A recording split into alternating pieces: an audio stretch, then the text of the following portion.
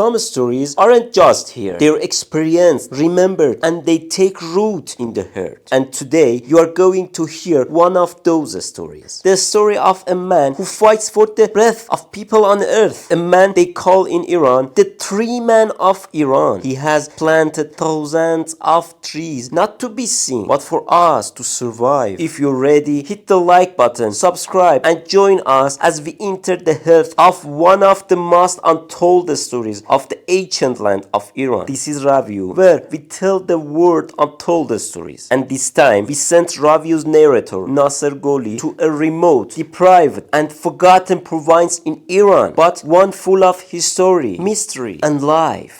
Ilam. الان مثلا من نمیتونم مثل همون موقع بفر روی زغال را برم یا ماشینی رو 2 سال بی پلاک بگردونم، ولی میتونم مثلا کرنا بخورم. آره من تمام شبکه‌های ایران رادیو تلویزیون برنامه داشتم. الان سالی 10,000 تا درخت می‌کارید؟ سالی 10,000 تا بلا استثنا. مدرک تحصیلتون چیه؟ من دکترای جامعه شناسی اقتصادی دارم. مهدی نظری کیه؟ یک انسانی که میجنگه برای سرنوشتش، برای زمین، برای انسان‌ها، برای پیدا کردن راهی که معلوم نیست اصلا چیه، سرگردان راهی که همون راهو پیدا بکنه. مهدی نظری کیه؟ یه انسانی که هر روز میپرسه از خدا برای چی؟ اصلا چرا من رو خلق کردی؟ چی میخوای؟ از کجا آمدم؟ به کجا میرم؟ خودم هم بیشتر موقعا سرگردان. مهدی نظری کیه؟ یه انسانی که واقعا در این همه عظمت الهی غرق و برعکس مردمی که میگن اصلا کار نیست یا پول نیست، ما میگیم چند کار رو انجام بدیم. خدایا مثلا از این همه توانایی خودم که همه انسان ها دارن کدوم قسمتش رو استفاده بکنم؟ دریا کدوم آبش رو برداشت کنم؟ از این درخت پرمیوه کدوم محصول رو بخورم؟ من نمیدونم. دیدم که مثلا بسیار مردم نگران نهار و شام و آبنونشونن. نگران فردا نیستی؟ اصلا نگران الان این لحظه ای ثانیه کلاس اول مکتب آگاهی هستیم، ولی جالب اینه که 99% مردم جهان اصلا کلاس اول هم نمیرن. این قسمت اینه که بشناسی ماموریت چی اصلا تو زمین. مأموریت شما چیه؟ اینکه یک بار من تلویزیون رو دیدم، اولین بار تلویزیون رو دیدم همین. بعد گفتم به بچه‌ها گفتم این فیلم واقعیه؟ اصلا چیه؟ گفت نه فیلمه. ما چون تو مرز بودیم مثلا تلویزیون نداشتیم، تو جنگ و مرز برق و اینا هم نبود. ما رفتیم یه خونه فامیلی تلویزیون دیدم، بعد همون لحظه گفتم این واقعیه؟ گفت نه این فیلم بازی میکنن. پس اینجوریه منم فیلم بازی میکنم با یه دیدن. حالا نه آموزشش، نه علمش، نه دیدنش. مثل این که مثلا از کره ما اومدم تو زمین، بعد ماشین رو ببینم، سویچ رو بگیرم روشن کنم. دفعه اول که تلویزیون رو دیدی عاشق بازیگری شدی. من بعد بازیگری شدم. حالا در وضعیتی که خیلی صفر رویه این کارو نداشتم، مثلا یه آدم اجتماعی نبودم، درونگرای وحشتناک از جمع فرار، یعنی تو مدرسه صندلی آخر فقط همه فکر و ذکر همین بود که مثلا معلمه نگه بیا پشت پای تخت، حالا خب بازیگر بشه. یه چیز عجیبی. بعد گفتم خدایا من که روی کار ندارم، من چی رو انتخاب کردم؟ بعد که تموم شد نوشته بود کارگردان. گفتم کارگردان چیه؟ گفت مسئول این کار مثلا. پس من این میشم، این دیگه تو صحنه نیست، چون من روی این کار ندارم، از جماعت گریزم. ها این شد. یه ما بعد اومدیم این جهاد فیلم تئاتر روستایی رو درست کرد. قبل از این من چند تا از بچه‌های مدرسه رو گفتم آقا تئاتر درست بکنید. تئاتر که درست شد، تئاتر من که عددی نبودم، فقط میگفتم آقا درست کنید شما. بعد خودم رو قایم می‌کردم مثلا اصلاً شطور دیدی ندیدی. سوال کرده بود روستا به روستا جهاد گشته بود که آقا تئاتر روستایی دارین؟ گفته بود نه نه نه رسید به ما آقا فلانی نظری آره یه گروه داره. گروه چی؟ یه لنگه کفشی در بیابان. هیچ بابام، نه گروهی بود، نه آدمی بود، نه برنامه داشتیم. آقا اینا گفت که خب اسمتون رو نوشتیم و حالا بریم مسابقه استانی شهرستان. دیگه رقیب نداشتیم، شهرستان دلرا. من به بچه‌ها گفتم هیچ کدوم نمی‌ریم. گفت آقا تئاتر چی؟ بریم چیکار بکنیم؟ من نه صحنه دیدیم، نه کار کردیم، نه بازی کردیم، نه تمرین کردیم. آقا تو ما رو میبری به یک کهکشان دیگه، اصلا ما به چیزا چی. تا اینکه رفتن دیگه شد ساعت 3 و 4 بعد از ظهر، بچه‌ها یهو راضی شدن، گفتن آقا ما میریم، ما رو که نمیکشن، پناه بر خدا، همینجا بریم ببینیم چی میشه. دیگه ماشین نبود و نیسانی اومد، سوار نیسان، عقب نیسان شدیم و با نیسان بیایم. سوار شدیم، 5 کیلومتری نرفته بودیم که یه پیرمردی 3-4 تا بز و گوسفند داشت، جلومون رو گرفت. گفت اینا رو ببرین شهر برامون، گفت خوام بفروشم. ما بچه‌ها رو فرستادیم پایین، گوسفندا رو بزار آوردن وسط، ما هم نشستیم اینور اونور صندلی و توی فاصله یکی از بچه‌ها قیچی کوچیکی هست که 4 تا میشدن به یه اندازه، دستش بود همینجوری گوسفندا رو پشماش و موهاشون رو میچید و گذاشته بود تو شلوار کردی که پاش بود. تئاتر شروع بشه، ما هم هیچ هم نمیدونستیم، فقط خدا که ما گروه اول نباشیم، چون اصلا ما هیچی نمیدونیم. گفتیم بچه‌ها گفتیم ما نگاه میکنیم، هر این کار اینا کردن ما هم انجام میدیم. متنش چیه؟ صبح گفتم آقا هر چه شد. خداوند کمک کرد و گروه ما افتاد بعد از ظهر رو فقط نگاه میکردیم که مثلا پرده رو میکشن، پرده اول و دوم و سوم. گفتم بچه‌ها هر موقع نتونستید چیزی بگید پرده رو میبندم. برای دکور و برای گریم و به قول یکی از بچه‌ها موقع میگه گریم، ما حتی گریم رو ندیده بودیم، دکور نداریم، نمیدونم نور، نمیدونم صحنه، نمیدونم بازیگر نقش اول، میگم صفر. فکر کن از کهکشان اومدیم. ما رفتیم و من خودم پشت پرده قایم شدم، یعنی فرار کردم از این جمعیت. خدایا یه چیزی کسی نگه اصلا بیا جلو جمعیت، اصلا من جلو جمعیت نمیتونستم رد هم بشم. به خود خدا قسم رد شدنم مثلا آخر عمرم بود، اگه میتونستم رد بشم اونجا میمردم.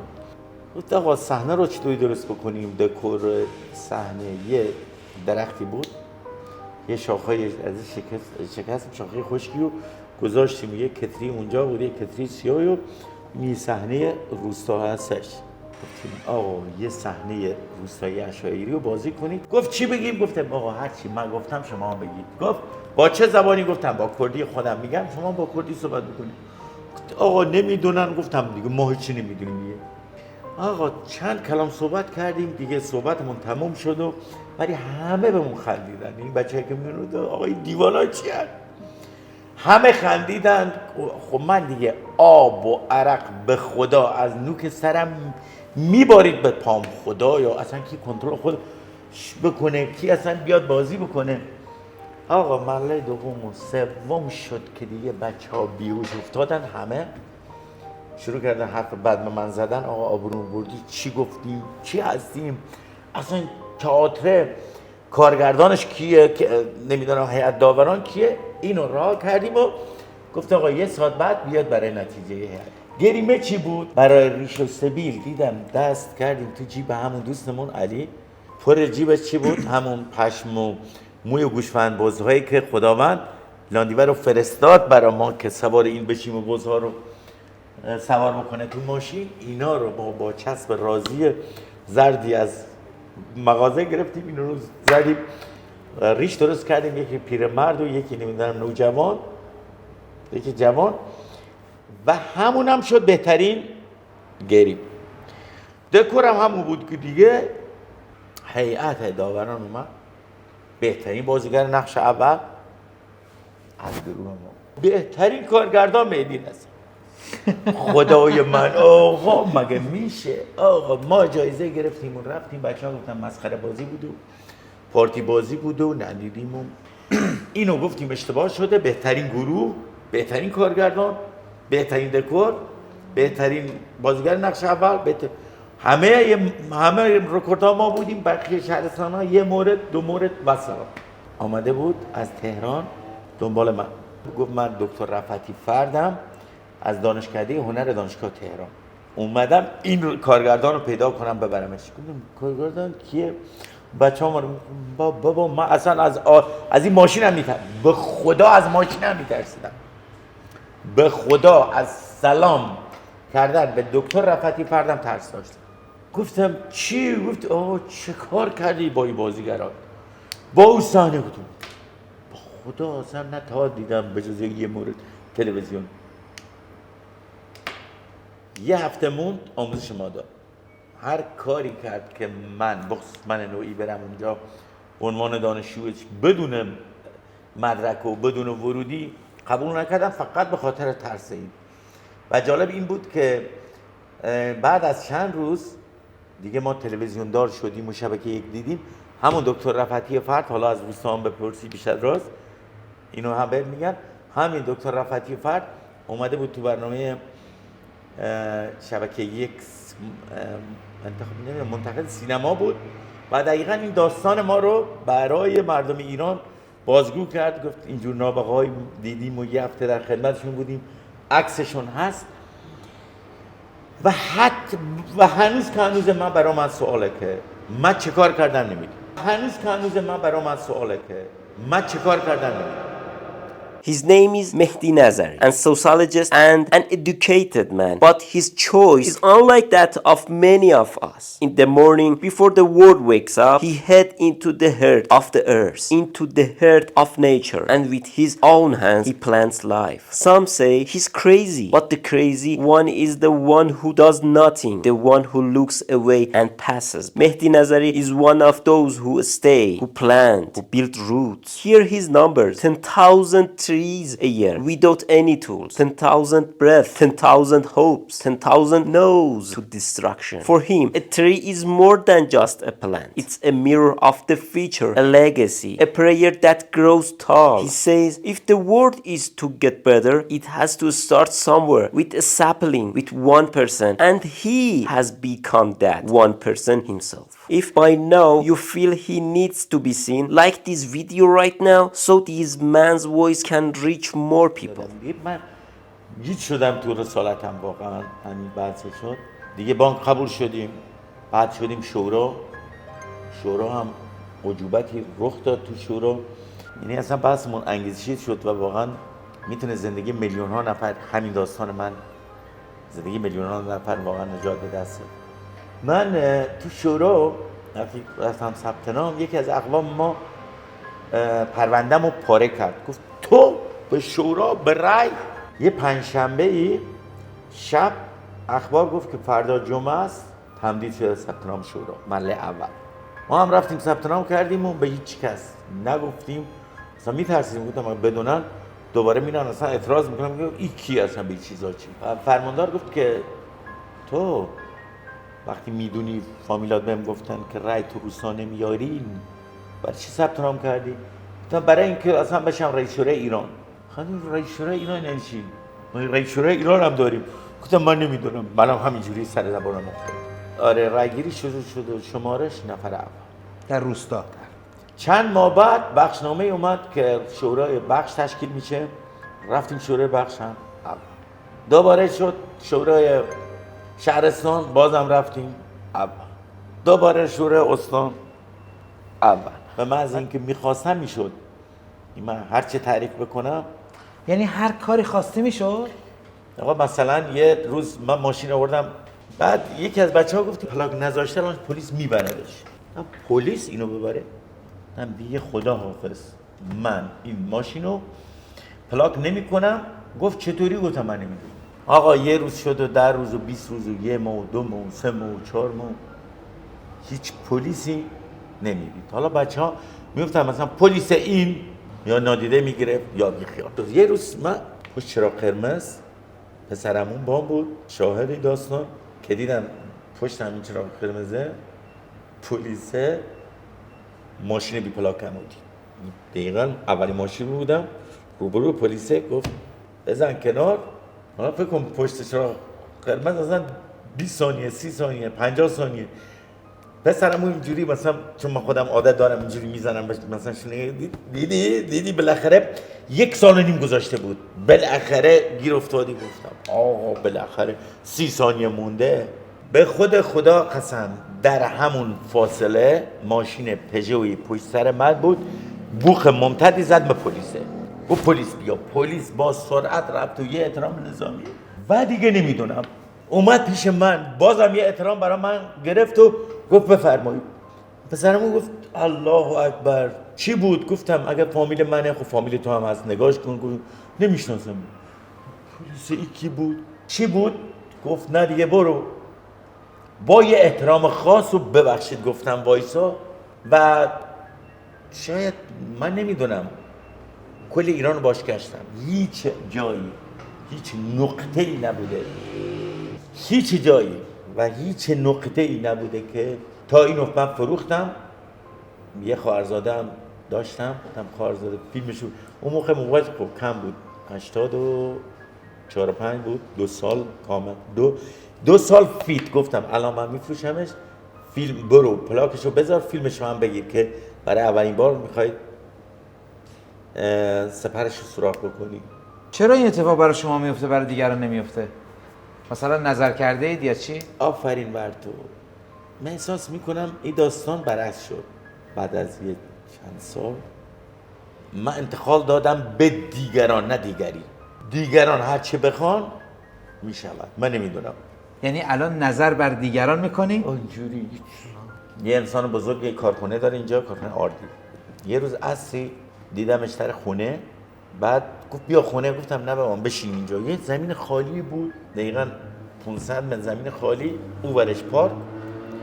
رد که میشدیم گفتم همین بغل پارک بشینیم. نشستیم. گفتم حاجی این پارک، این زمین مال کیه؟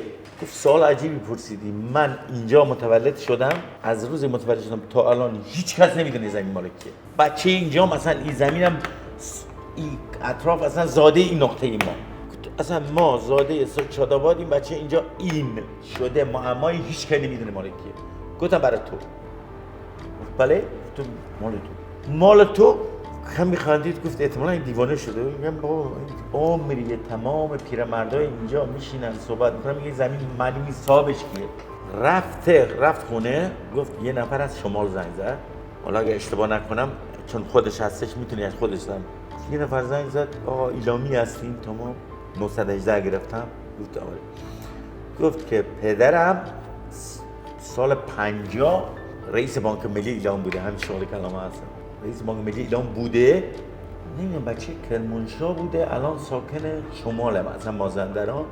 بعد مرده. بعد تازگی یه سند دستنویسی ازش پیدا کردیم که زمینی داره تو ایلام، تو ایلامی، نمیدونم چی. این میتونی زمینو برامون زنده کنی. سال 50 1404. یه روز قبلش من اینو بهش گفتم. گفت خب برام بفرست، راست میگی شوخی میکنی کلاهبرداری. گفت فرستادش واتساپ و من رفتم ثبت و چیزی وجود نداشت، زندهش کردم. گفت دقیقاً همون زمینی بود که دیروز گفتی این زمین خودت. زمین رو بهم داد و خداحافظ الان مالکش. همین. الان مثلا من نمیتونم مثلا همون موقع به روی زغال را برم یا ماشینی رو 2 سال بی پلاک بگردونم، ولی میتونم مثلا کرونا بخورم. خوردم. چی بخوری؟ مثلا خود ویروس کرونا رو بخورم، سرماخوردی بخورم، مثلا میوه آلوده تضمینی رو بخورم. اینا خیلی برام ساده است. مثلا من رفتم تو بیمارستان کرونایی، تو بیمارستان غذای برنج تو یه بار مصرفی بدون لباس، بدون هیچ، همینجوری. این بیماره بود، تختی بغلش بود که بیمار قبلی رفته بود کرونایی، کنارش که فامیلمون بود رفته بودیم عیادتش. برنج آورده بود. گفتم اصلا من خوشم نه از برنج میاد نه از مرغ، یعنی اصلا بخصوص ترکیبشون اصلا بدم میاد. اصلا غذای ساده گیاهی میخورم الکی، غذا گال نمیخورم. ولی همونجوری گفتم برای تمرین با دست یه دونه اینجوری کردم، اوه بره کرونایی. گفتم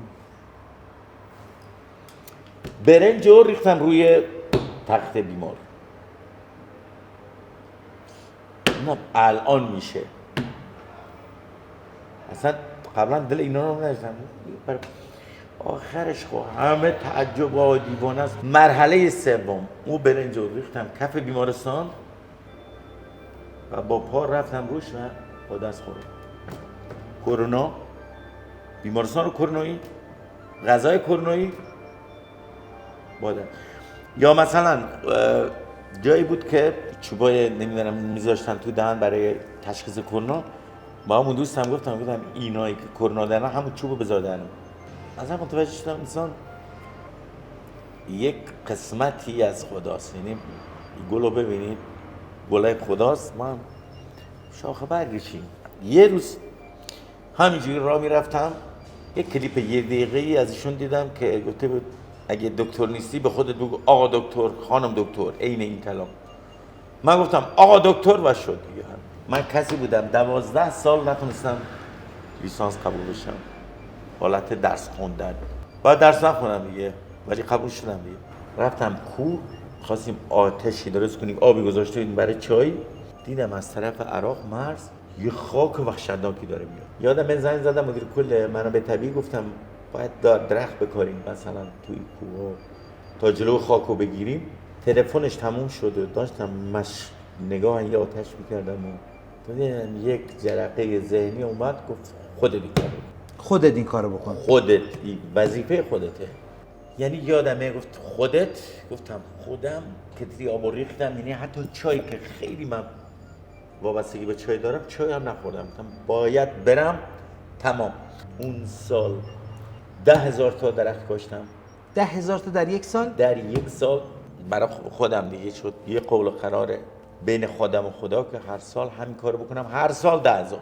الان سالی 10,000 تا درخت میکارید؟ سالی 10,000 تا بلا استثناء، در هر شرایطی، داخل شهر، کوه، جنگل، بیابان. 10,000 تا عدد زیادیه. پول از کجا میارید؟ پول دیگه همه چیزمون شده هزینه برای درخت. یعنی از درآمد خودت میری درخت میخری؟ دقیقاً از درآمد خودم. سالی 10,000 تا؟ حسن دوستانی که میگن تولد ماست، تولد بچه‌مونه و میریم براش درخت میکنیم، 10 نفر میگن زیباترین برنامه میشه. به جای اینکه برن شیرینی گرونی بخرن که همش سمه برای بدن، کار بزرگیه. همه رو در استان ایلام میکارید؟ من هر جایی میرم میکارم، هر جایی، ولی انبوهش اینجا بوده مثلا. یا جایی هدف که اصلی چیه برای این درخت کاری؟ نفس کشیدن. نفس ما انسان ها الان دیگه شدن مثل ماهی که اینا رو میندازی روی خشکی. ما مشکل نفس کشیدن داریم. بشر مثلا به زودی مشکلی به نام تنفس، اون که بقیه جهنم. چرا که اکسیژن ما از کجا میگیریم؟ از درخت دیگه. داره نفس ما به شماره میفته و این میتونیم ما بیشترین خدمتی که به بشریت کنیم. خداوند اینو انداخت تو مسیر. چیه بیشترین نیاز بشریت و زمین؟ نه نیاز بیشتر زمین به ماشینه، نه به معدنه، نه نیاز بیشتر زمین نمیدونم به آب، به برق. ما وقتی نفس نکشیم دیگه اصلا مردیم دیگه. ماشین و زمین و اسفالت و نمیدونم کامپیوتر میخواد چیکار بکنه؟ اصلا پول دیگه چه معنایی داره وقتی آدم نباشه؟ ما همه چیزو برای آدم انجام میدیم در زمین. آره من تمام تلویزیونی، تمام شبکه‌های ایران، رادیو، تلویزیون برنامه داشتم، خارجش به اضافه مستندی هم دارم تو تلویزیون، شبکه 1، مرد درخت ایران، تمام مطبوعات. اگه رئیس جمهور بودی؟ اگر رئیس جمهور بودم هیچ کاری نمی‌کردم الا تمام توجهات، ذکرم، فکرمو میذاشتم برای تشخیص انسان‌های بزرگ، کارآفرین، مفید، مؤثر، صاحب قدرت، انسان‌هایی که واقعاً الگوئن. ما چقدر انسان خوب داریم، کارآفرین داریم، مفید داریم. برای چی همه تشکیلات عریض و طویل ما داشته باشیم در سیستم اداری؟ آقا یه نفر رو بفرست هر استانی بگو استان آدم کارآفرین کیه؟ اینه همین دیگه نجات مملکت داده. خیر که اینه نجات مملکت داره، در این حوزه اینه، در این حوزه اینه. به بهترین ها توجه کنیم. یعنی فقط سلام علیکم بهترین خوبی. من به فرض رئیس جمهورم استان دارم، خیرها، بزرگها، تاثیرگذاران رفتن تو حاشیه و میشه جامعه عقب مانده.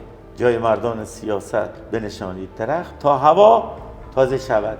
و مطمئن باشین همین راه بهترین راه جهانه.